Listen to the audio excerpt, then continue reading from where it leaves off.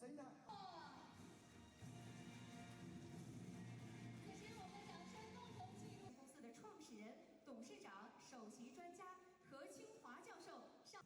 尊敬的会宣室长、各位领导，尊敬的方静，欢迎。